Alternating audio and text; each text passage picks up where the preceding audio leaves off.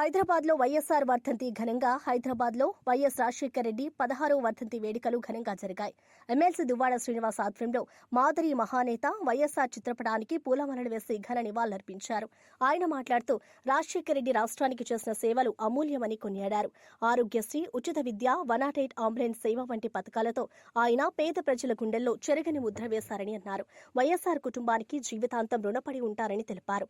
ఆయన మార్గదర్శకత్వమే రాష్ట్రానికి మేలని దువ్వాడ శ్రీనివాస్ స్పష్టం చేశారు. ఈ కార్యక్రమంలో వైఎస్ఆర్ కాంగ్రెస్ పార్టీ నాయకులు, అభిమానులు పాల్గొన్నారు. ప్రజలు పెద్ద సంఖ్యలో హాజరై వైఎస్ఆర్ సేవలను స్మరించారు. ప్రత్యేక పాత్ర వహించాను. ప్రతిరోజు ఆయనతో ఉన్నటువంటి అనుబంధాలు. ఆ తర్వాత నన్ను జిల్లాకు పరిచయం చేసి, నన్ను జిల్లా పరిషత్ వైస్ చైర్మన్ని చేసి, రాజకీయంగా దశ దిశ అన్నీ నాకు నేర్పించినటువంటి మహానుభావుడు డాక్టర్ వైఎస్ రాజశేఖర రెడ్డి గారు. వైఎస్ రాజశేఖర రెడ్డి అంటేనే ఒక ఆరోగ్యశ్రీ, వైఎస్ రాజశేఖర రెడ్డి గారు అంటేనే ఒక ఫీజు రీఎంబర్స్మెంట్. రైతు బాంధవుడు ఈ రాష్ట్రంలో, దేశంలో ఎవరైనా ఉన్నారంటే డాక్టర్ వైఎస్ రాజశేఖర రెడ్డి గారు.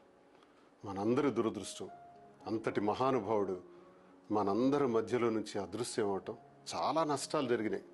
ఒక్క రాజశేఖర రెడ్డి గారు లేకపోవటం వల్ల తెలుగువారికి చాలా అన్యాయాలే జరిగినాయి. ఈ రోజుకు కూడా సర్దుకోలేకపోతున్నాం. ఈ రోజుకు కూడా చాలా ఇబ్బందులను ఎదుర్కొంటున్నాం.